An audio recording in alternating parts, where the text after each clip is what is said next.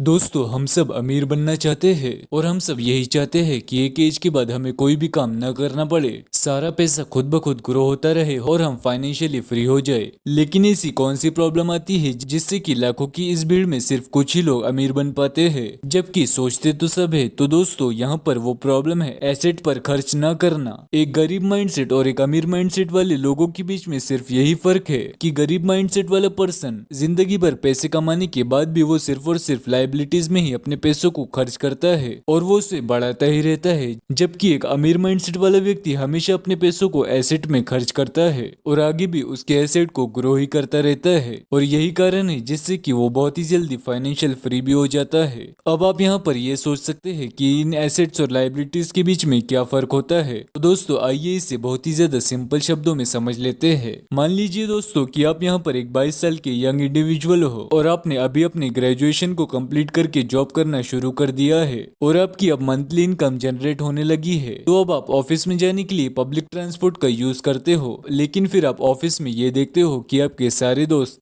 महंगी महंगी कारें लेकर आते हैं। तो ये सारी चीजें देखकर आपका भी मन यही करता है कार खरीदने का। अब आप ये डिसाइड करते हो कि 10-12 लाख रुपए की एक कार को 0% के ईएमआई पर उठा लेता हूँ। अब आप शोरूम जाते हो और एक चमचमाती नई कार को फाइनेंस कर लेते हो और बस यहीं से आपकी लाइफ में लाइबिलिटीज की शुरुआत हो जाती है, क्योंकि आप इस कार को अपने पर्सनल काम के लिए यूज करने वाले हो और आप इसे घूमने जाने के लिए यूज करोगे या फिर ऑफिस जाने के लिए, और आप हर महीने अपनी मेहनत की कमाई से इसकी ईएमआई भरेंगे। लेकिन अगर आप वहीं पर इस कार को टैक्सी या फिर कैब बनाने के लिए यूज करते तो यही कार आपके लिए लाइबिलिटीज से हटकर एसेट बन जाती और ये कार आपको पैसा कमा कर देती, जिससे कि इसकी ईएमआई और आपकी पॉकेट दोनों ही भर जाती। तो दोस्तों, बहुत ज्यादा सिंपल है। जो चीज आपने खरीदी है और वो आपके जेब से पैसे निकाल रही है वो लाइबिलिटी है, और जो चीज आपने खरीदी है और वो आपको पैसे ला कर दे रही है वो आपके लिए एसेट है। और दोस्तों, आज की इस वीडियो में हम 7 ऐसे एसेट्स के बारे में बात करने वाले हैं जो कि आपको बहुत जल्द रिच और फाइनेंशियली फ्री कर देंगे। तो दोस्तों, ये वीडियो बहुत ज्यादा इंटरेस्टिंग होने वाली है, तो इसे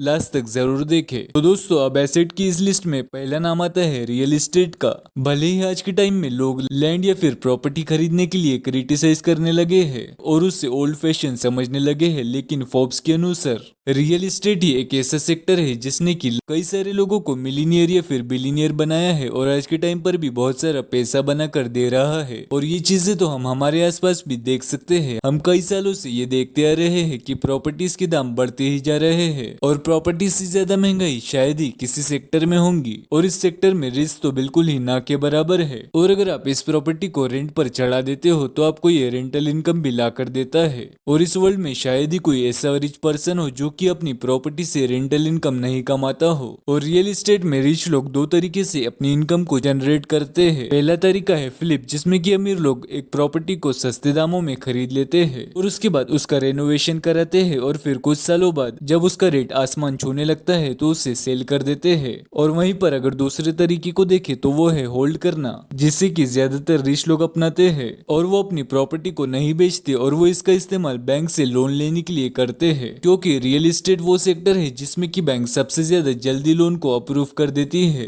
और इसके बाद वो इस प्रॉपर्टी को रेंट पर दे देते हैं, और वो भी बहुत ज्यादा महंगे दामों में, ताकि उन्होंने लिए गए लोन को उन्हें खुद की जेब से पे न करना पड़े। और इसी तरह से वो इसे डबल इनकम जनरेट कर लेते हैं। अब दोस्तों, यहाँ पर दूसरा एसेट है बिजनेस। जब भी आपके पास पैसा आना शुरू हो जाए तो आपको ये कोशिश जरूर से कर देनी चाहिए कि आप अपना एक साइड बिजनेस खड़ा कर दो, क्योंकि आपकी जॉब से ज्यादा रिस्की कोई चीज नहीं है, क्योंकि इसमें आप जब तक काम कर रहे हो जब तक ही आपको इससे पैसे मिलेंगे। लेकिन अगर आप बीमार पड़ गए या फिर आपको इमरजेंसी के तौर पर आपकी जॉब छूट गई और अगर आपकी एज हो गई है और आप उस तरीके का काम करने के सक्षम नहीं हो, तो आपको इस सिचुएशन में पैसा कौन ला कर देगा। तो ऐसी सिचुएशन के लिए आपको बिजनेस स्टार्ट करना ही सबसे ज्यादा बेहतर ऑप्शन है, और आप इसे शुरुआत में अपनी जॉब के साथ साइड बाय साइड भी कर सकते हो। और जैसे जैसे ये ग्रो करता जाएगा आपने अलग अलग बिजनेस को स्टार्ट करते जाना है, क्योंकि जितने ज्यादा आपके इनकम सोर्सेज होंगे आपकी इनकम भी उतनी ज्यादा बढ़ती जाएंगी। और इसी वजह से आपको लाइफ टाइम तक दूसरे के पास जॉब नहीं करना पड़ेगा। अब दोस्तों नेक्स्ट एसेट आ जाता है स्टॉक्स, जो कि शेयर मार्केट में इंटरेस्टेड है उसके लिए सबसे ज्यादा बेटर ऑप्शन स्टॉक होता है। अपने नॉलेज और एनालिसिस के दम पर वो शेयर मार्केट से बहुत ज्यादा पैसे जनरेट कर सकते हैं और बहुत सारे लोग कमा भी रहे हैं। दुनिया के जाने माने इन्वेस्टर पीटर लिंच कहते हैं कि शेयर मार्केट में हर साल एक आम आदमी के लिए कम से कम 2 से 3 ऐसी अपॉर्चुनिटीज आती है जिससे कि वो अच्छे खासे पैसे को जनरेट कर सकता है। तो फिर एक ऐसा व्यक्ति जिसे शेयर मार्केट का नॉलेज है उसके लिए तो बात ही अलग है। लोग अपनी आसपास की चीजों को देखकर ये समझ सकते हैं कि उन्हें कब और कौन सी चीजों को खरीदना चाहिए। जैसे कि एक नॉर्मल पेंट करने वाले पेंटर को ये पता होता है कि इस साल मार्केट में सबसे ज्यादा कौन सा पेंट परफॉर्म कर रहा है और लोग उसे ही ज्यादा क्यों खरीद रहे हैं। और जैसे कि अगर एक ट्रक ड्राइवर का एग्जाम्पल ले तो उससे ये बात जरूर पता होती है कि अपने ट्रक के लिए कौन से टायर सबसे ज्यादा बेस्ट रहेंगे और लोग किस कंपनी के टायर इस साल सबसे ज्यादा खरीद रहे हैं। लेकिन इसमें प्रॉब्लम यह है कि लोग अपनी फील्ड को छोड़कर जिसमें कि उनकी सबसे ज्यादा एक्सपर्टीज होती है वो उसके अलावा बाकी सारे सेक्टर्स की कंपनियों में अपने पैसों को इन्वेस्ट करते हैं। और इसकी यही वजह है कि जिसकी वजह से कई सारे लोगों का पैसा स्टॉक मार्केट में डूब जाता है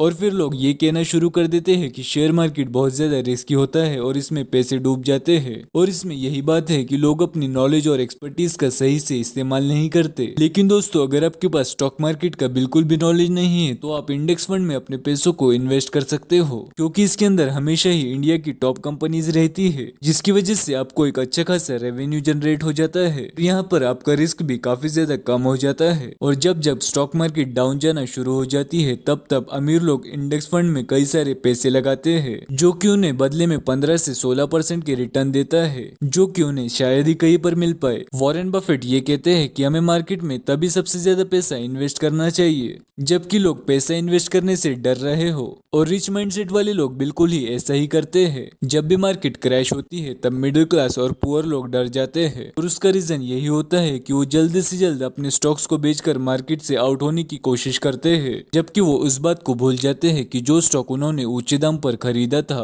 वो इस टाइम पर उस स्टॉक को बेचकर बहुत ही ज्यादा लॉस का सौदा हो रहा है। और वहीं पर दूसरी तरफ रिच माइंडसेट वाले लोग मार्केट डाउन जाने का बहुत ज्यादा फायदा उठाते हैं, क्योंकि उस टाइम पर सारे स्टॉक्स का प्राइस कम हो जाता है और वो ऐसी सिचुएशन में लो प्राइस में स्टॉक्स को खरीद लेते हैं और फिर उसका प्राइस जब ऊपर चला जाता है उसे वो सेल करके अच्छा खासा पैसा कमाते हैं। और इसी तरह से अमीर और भी ज्यादा अमीर हो जाता है और गरीब गरीब ही रह जाता है। और नेक्स्ट 4th नंबर का एसेट है कमोडिटीज। अगर कोई सबसे ज्यादा सेफ एसेट है तो वो है कमोडिटीज, यानी कि सोना और चांदी। अगर आप हिस्ट्री को उठाकर देखें तो गोल्ड की मांग हजारों सालों से बनी रही है, हमेशा गोल्ड की डिमांड रहती ही है और आने वाले टाइम पर भी गोल्ड की डिमांड रहेंगी। और गोल्ड एक ऐसा मेटल है जो कि हमेशा से बहुत ज्यादा कीमती रहा है और लगातार इसकी कीमत बढ़ती ही जाती है। यहाँ तक कि जो दुनिया के ज्यादातर स्टॉक मार्केट इन्वेस्टर होते हैं वो लोग क्या करते हैं, जब भी स्टॉक मार्केट नीचे क्रैश होकर जा रही होती है तब वो स्टॉक के साथ साथ गोल्ड और सिल्वर में भी इन्वेस्ट कर देते हैं, क्योंकि ये सबसे ज्यादा सेफेस्ट ऑप्शन होता है उनके लिए इन्वेस्ट करने को। और उन्हें ये पता होता है कि इनकी वैल्यू कभी भी कम होने वाली नहीं है और दिन ब दिन ये बढ़ती ही जाएंगी। अब हमारे पास 5वां एसेट आ जाता है कैश।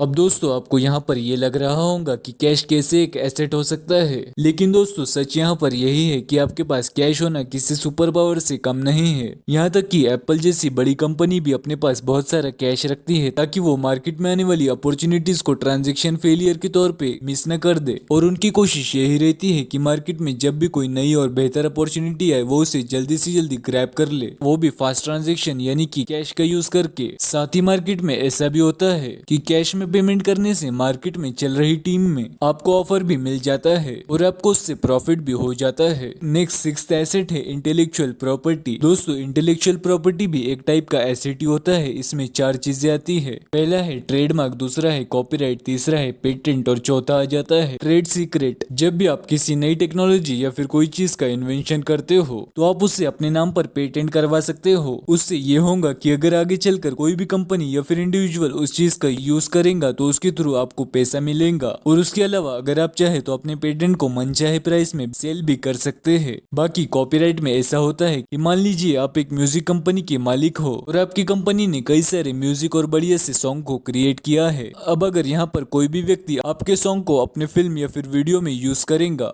वो भी आपको बिना बताए, तो आप उसकी फिल्म या फिर वीडियो में कॉपीराइट लगा सकते हो। उससे ये होगा कि इस वीडियो से उसने जितना भी रेवेन्यू जनरेट किया होगा वो लॉ के हिसाब से आपके पास पहुंच जाएगा। दोस्तों नेक्स्ट एंड लास्ट एसेट है आपका माइंड, और ये आपका माइंड ही है जहाँ से कि सारी चीजें जनरेट होती है। और ये एक ऐसी नेचुरल मशीन है जिसमें कि सारी दुनिया की सारी टेक्नोलॉजीज और इन्वेंशंस को जन्म दिया है। और आप अगर चाहे तो आप इसकी मदद से बहुत कुछ कर सकते हो, और ये आपके लिए बहुत ज्यादा इंपॉर्टेंट एसेट है। और इसके लिए ये जरूरी है कि आप समय समय पर अच्छी नॉलेज को अक्वायर करते रहे और आप नई नई स्किल्स को सीखते रहे। और दोस्तों अगर आप मेंटली स्ट्रांग हो तो आप दुनिया की किसी भी कॉर्नर में जाकर पैसे बना सकते हो और अपने एम्पायर को खड़ा कर सकते हो। और माइंड से जुड़ी ही एक चीज आ जाती है जो कि है माइंडसेट, और वो माइंडसेट ही है जो आपको गरीब या फिर अमीर बनाता है। आपका जैसा माइंडसेट होता है आप बिल्कुल उसी तरह के बन जाते हो और आप उसी तरीके से एक्शंस लेते हो, फिर चाहे वो आपके करियर के लिए हो या फिर अमीर बनने के लिए। अमीर बनने के लिए सबसे ज्यादा पहली शर्त यही है कि आपको अपने माइंड को